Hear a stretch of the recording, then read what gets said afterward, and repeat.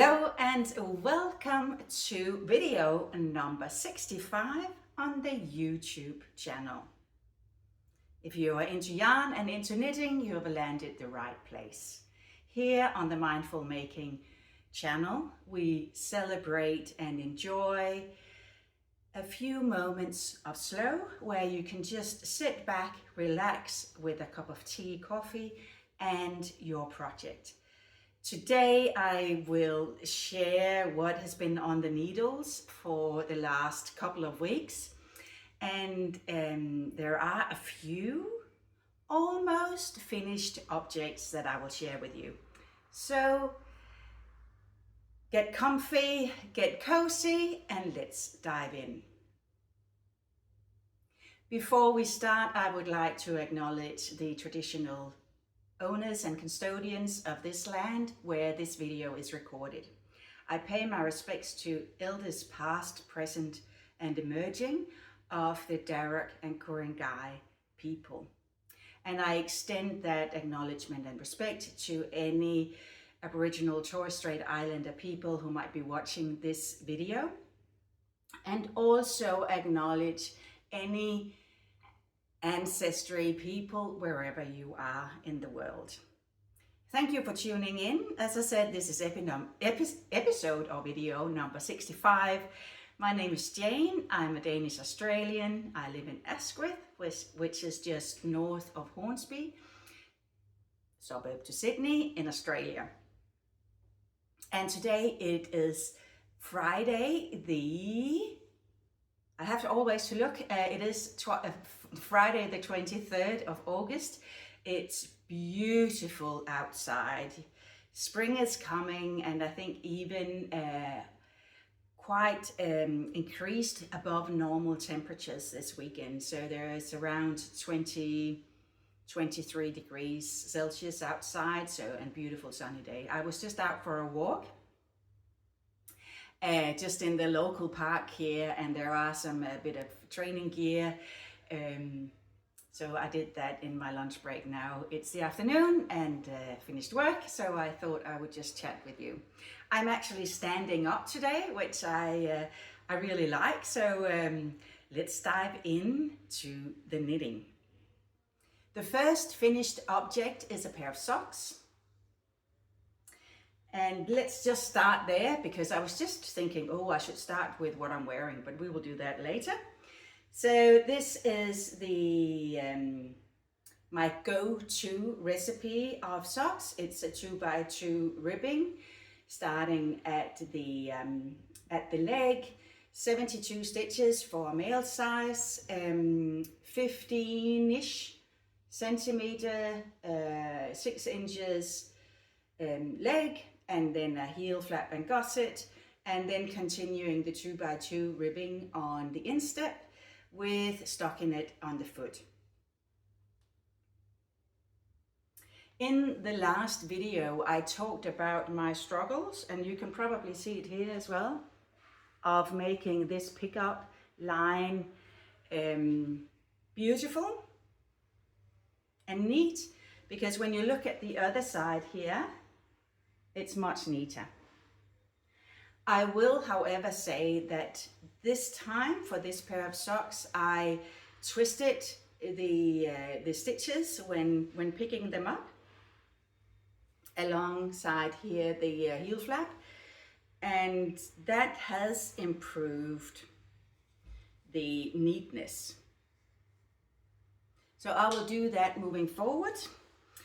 These are size 43, 44 European shoe sizes. It's for a gift, and now that I've shown you, they can be wrapped and be sent overseas. These are also worked in an Avetta Classic, and I think it's called it's oatmeal melange, I think. And it is color number 978, Avetta Classic by Phil Colana. It takes these pair of socks, it's around 1.5 skein of 50 gram of yarn, so around 380 meters in total for 2 pair of socks. I knit them 2 at a time because then they are done when they're done.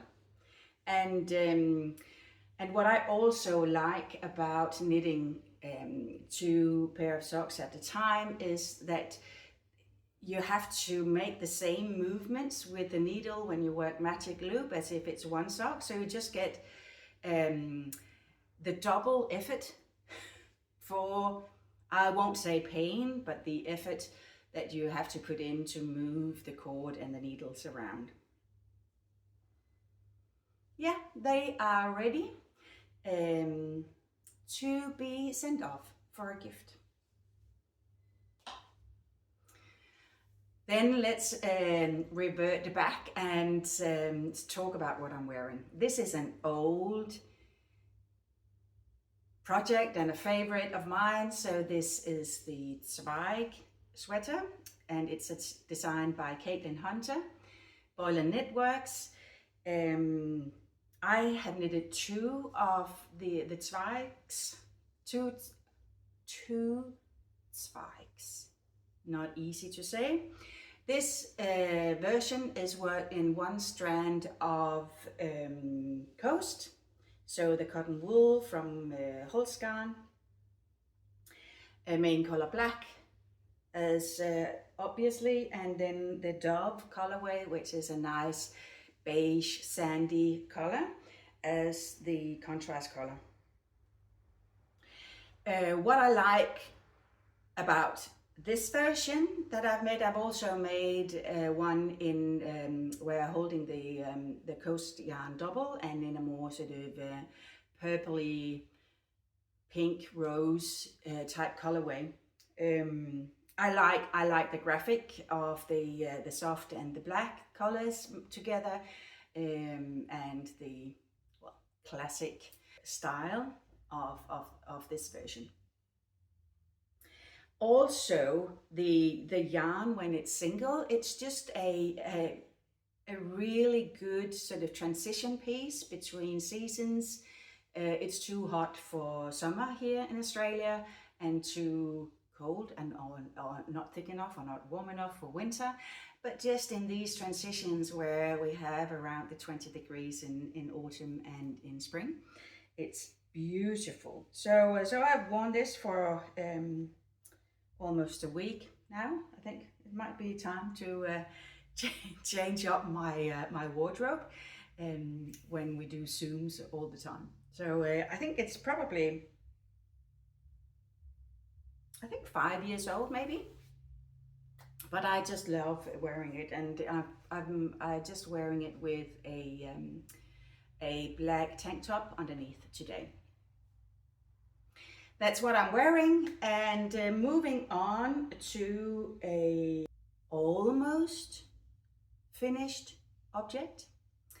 In the last video, you saw that I was lucky and very happy to find the missing skein of yarn that I purchased at the Bendigo Wool Show, a bamboo merino blend. I found the 4th skein and I am almost finished with that project. So here it is. It is a tee with, you know, single colored and just a bit a pop of the blue in with folded hems, yeah, a folded hem on the sleeves or the armhole, and then on the neckline and at the bottom. The main detail basically is this line on the back, which is an I-cord cast on. Finally, it's sewn together or seamed together down the side, which I hope you can see. So alongside here, and I just had to wash it before seaming the other side to see how this yarn behaves when it's washed. It does lengthen and it does widen. So I have to measure gauge again. But now the fit is as I would like it to be. I found that before washing it wasn't as oversized as I wished it was, as I wished for, planned for. But here it works. It's beautiful. The fit is gorgeous. I like slightly boxy style and just this little drop shoulder detail. I am still considering whether this little sleeve is needed or whether I will just bind off here with a double hem. No, not a double hem, yeah, maybe a double edge in the blue, and then that will be finished. And the yarn is from Melbourne City Dye Works, a hand dyer in Melbourne. And the color is, and I have to check my notes here, the colorway of the main color is biscuit, and the blue is called dog eggs. It's a 50% merino, 50% bamboo, 8 ply. And I have knitted this on a 5.5 millimeter, and let's just see what that is. US 6, is it a 9, I think? US 9. And I have basically used up all 4 skeins of yarn. I have enough to add the sleeve if I want to, but 4 skeins of yarn, and it runs around 200 meters per 100 gram. Yeah, I really, really like it. If you watch the previous episode, number 64, I talk about the process of a design that I had in mind, and I just ran with it and just knitted up my size, and without doing the number crunching first. And it's been an absolute joyful process. I've just been immersed in the process of knitting with this amazing yarn. It's the body of the yarn and the way it flows through the hands and over the needles is just magnificent. But having said that, I haven't done any of the maths yet, and I will have to look at my notes and hope they are at a standard of detail that they make meaning for me. And eventually, as you know, maybe sometimes it will be written up. But I really, really love my line in the sand tee, as it's called, as the process nickname. Yeah, so that's almost finished. It's just an evening or two and that will be done. Then I was looking at a raglan sweater jumper that I knitted, designed for myself a couple of years ago. It's still sitting there almost ready to go, but I just wanted to go over it again and reknit it. And also because, well, it's basically this was the initial idea. Now the camera will probably complain with the black. Sort of a cozy raglan, and thereby its name. Oversized, oversized, a gentle ease and a gentle fit. I wanted deep raglans, and it works in this version. It didn't work in the final design, so I've actually gone back to a more normal, moderate depth of armhole depth. And you see, this has been worn to death. It's just throwing on around the house, going outside, cozy in the evening. So it even has a hole here underneath the arm where the stitches have just unraveled. Let's see on the other underarm. No, not the same. But also it was lying outside in the sun for some time. I don't know whether the camera will pick it up, but it's faded, the colors here. So I wanted a new one. And this is, just to finish that story off, is a strand of super soft Shetland merino blend, in black of course, and then added a silk mohair from Isager, and I can't remember the color way, but maybe a dark petrol. I think there is a bit of blue gray in it. So it has a slight mild effect. But I needed a substitute for this, and then this will be say thank you for your service, and then go to the eternal sweater fields, the evige sweater marker. But I started again.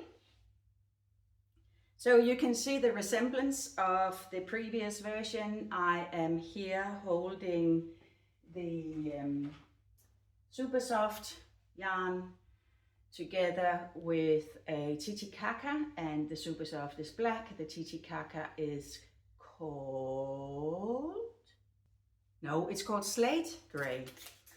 So it's black super soft and Titicaca 100% alpaca slate gray. And this is how far I've come. So the detail of this design are the eyelets in around the neckline, in the raglan increases, and there will also be eyelets before the cuffs and the hem. So that's sort of just a minimal with a bit of twist. I like the moulding of these two yarns together, and it's just a tiny bit different from just a solid black jumper. I have gone up a needle size, so I am on a 4.5 millimeter, a US 7, knitting this. And before this yarn is washed, there is a bit of room or air around each stitch, but I'm sure when it's washed and soaked, you know, the super soft will just bloom and it will fill out all those airy gaps, and then give a nice lightweight drapey fabric. Yeah, so I think this has just been on the needles for a week or so. I love just the simple flow of stocking it, knitting around. This is a size around the 42-inch bust with 4, probably 6 inches of ease at the bust. So a generous fit, that's what I wanted to say, and just straight down, and then ribbing, twisted ribbing at the hem and the cuffs. That will be finished soon as well, and then I hope to finalize that pattern. Yeah. Well, I say this all the time, and I shouldn't do, because I love the knitting, and then I just keep on adding all the promises of patterns. I'm so grateful for all your patience, so bear with me. Eventually. that is what I'm wearing. That is what I'm working on at the moment.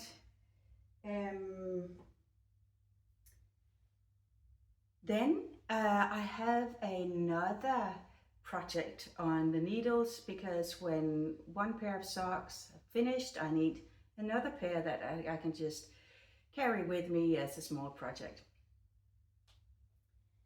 And I will show you the pattern in the book. So it's from this book, the Lakeside Stitches by Ronja Hakaletto. I talked about this book in details a couple of videos ago, and what I have decided to make are these socks. They are called Recti, and they have this beautiful color work on the leg, and then a solid colored foot. Yeah, so I have started those. And this is how far I've come.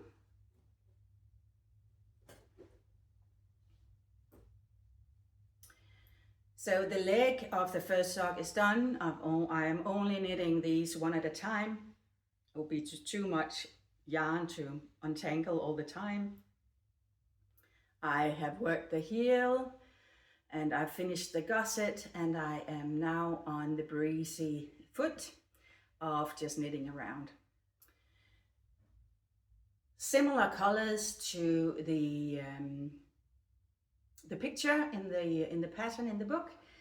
The pattern is just a one size, and it's 72 stitches, and I have knitted the leg with 72 stitches, and then also on the heel 72, but then I've reduced the foot to 62 stitches. And that's because I intend these for my daughter. She has a narrow foot, and I thought, well, 72 in regular stockinette would just be too wide for her feet. And then I was a bit worried, would the heel look absolutely ridiculous coming from a 72 down to then a 62 on the foot? And she tried them on, and they fit beautifully. So apparently that is doable, to reduce the number of stitches between leg and foot. I will say, with color work on the leg, well, I find it hard to get my heel through, because you have these strands on the back side of the knitting. It looks beautiful. Not this one, but here, it looks beautiful. But it doesn't have the same flexibility as just stockinette fabric. So I understand why you need the extra stitches on the leg, and maybe I should even have gone up a needle size. I worked on them when I went to a workshop last weekend or the weekend before. I went to a workshop with Anne Bott, and Anne is a prolific knitter and have written many knitting books, and she's very much into the numbers and getting the fit right. So the first workshop was about gauge and understanding that, gauge, that basically you have to measure gauge 3 times. Measure it when you've just knitted the gauge watch, when it's sort of off the needle, then wash it, let it dry, lay flat to dry, measure it again, and then measure it if you let it hang for 24 hours when it's dry. And you could, add pegs at the bottom just to give a bit of weight to just see how the yarn settles and how it will work with gravity. and then note down all those 3 gauge measurements. And of course, the last measurements is the true gauge, because that is what the garment will look like when it's finished, and you have treated it the way that you would with your finished garment. And that's why I had to go back and then wash this, because this for sure has changed since off the needle gauge swatch. And I will also let it hang for 24 hours to see if it, I'm about to say droops, that's probably not the right word, but if it just sags a bit in the most positive sense. The other workshop, which was also with Anbud, was about socks, sock knitting, and well, I have knitted a few pair of socks and I know how to knit socks, but still there were new things to learn. For instance, if there is a problem of the sock just falling down, it's because it's not wide enough. It wants to sit at the place where the stitches relaxes, where it's smaller, so it will, run down your leg and sit around the ankles. So what you can do, for instance, if it's a collar work like this, where you can't change the stitch count or a structured or cable, then increase the needle size on the first half of the leg, and then go down to, if you normally knit on a 2.5 millimeter needle, then knit the first half of the leg on a 2.75 millimeter, just to give that bit more space. She also talked about the when picking up stitches along the heel flap, to twist them to avoid holes or the elongated stitches when you pick them up. So there was again something to learn, and maths, gauge maths, sock maths, and the proportions, and yeah, so it was absolutely lovely day. I will insert a short little video from the day, and I hope you will enjoy that.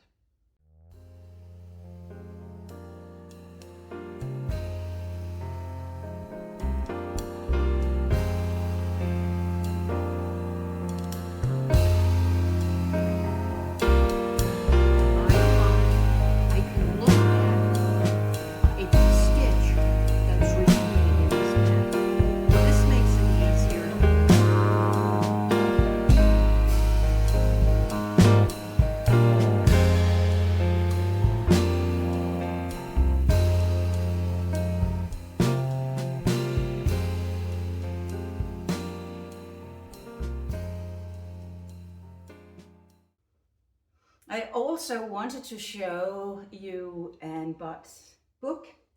One of them, she has written and published more than this one. It is about top-down sweaters, and with different constructions, like a raglan, like a round yoke, and then it's basically, it looks very different to a normal book because it's all numbers. But the interesting thing here is that you can find your gauge and then basically knit any sweater.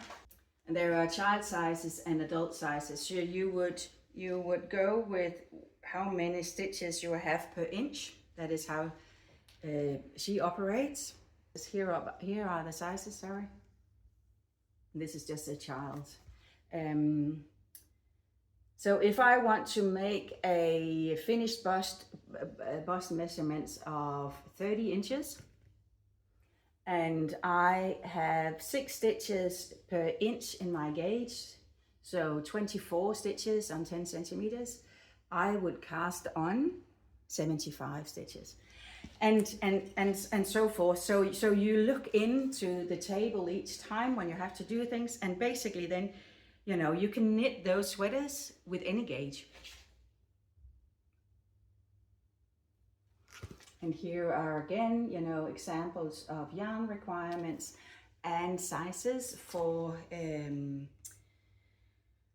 or numbers and gauges for adult sweaters in a raglan, in a set-in sleeve, saddle shoulder, and a round seamless yoke, so a round yoke. Highly recommend, but you should be aware that it's not your regular knitting book. It's not patterns after patterns. There are individual patterns in here, but it's more to find your numbers each time that you can then create your own sweater, regardless of the yarn and the needle size and the gauge that you have. And bond, can highly recommend. Here, I think that's it. I have a little piece of paper here where I've noted down. I think I've mentioned everything. Just saying, I think I didn't mention the yarn for the colorwork socks, the red key socks, and it is again a Better Classic. So it's just the leftovers that I've had from previous projects. That is it, knitting wise. And if you're only here for this, I will go into a bit of sort of life update, and hang on if you would like to hear about that. And if it's just for the knitting, thank you so much for being here with me. I am thrilled that you have been here with me. If it's the first time, welcome, and welcome back if you've been here before.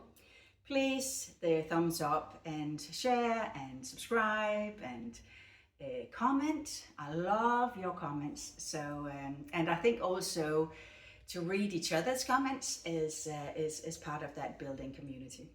So thank you. And well, life happens. Work-wise, a bit of a restructure rumbling, which we don't know what that will look like. And well, that impacts a bit on motivation, and but we soldier through, and I have some beautiful colleagues, so it's all good.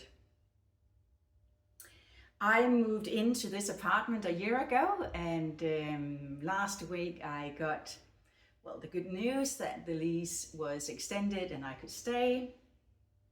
And then on Monday, I received the message that it's, well, the owner needs access to the apartment, so the lease was terminated. And that was sort of a bit of a shock because, you know, moving again.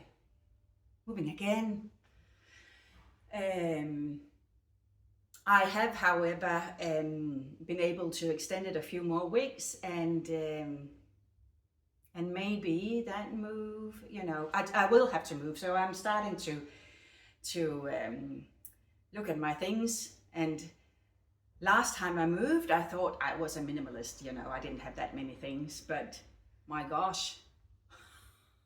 And I won't let that happen again. So so I have a de-stash and a declutter project, less de-stash, more declutter project going on at the moment. And yeah, I'll need to find some good music, and just selecting and keeping the things that I love, that I appreciate, that gives good energy, and let other things go. So that in itself is a good thing. So that's what on the horizon for me personally at the moment.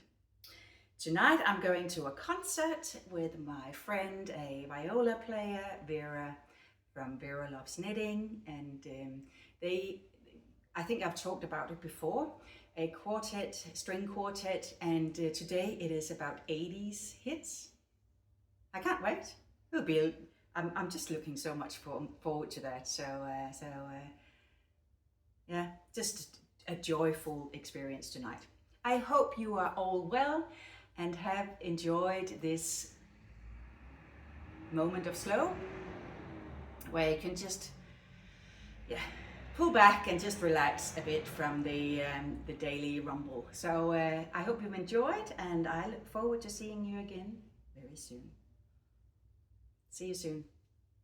Bye bye.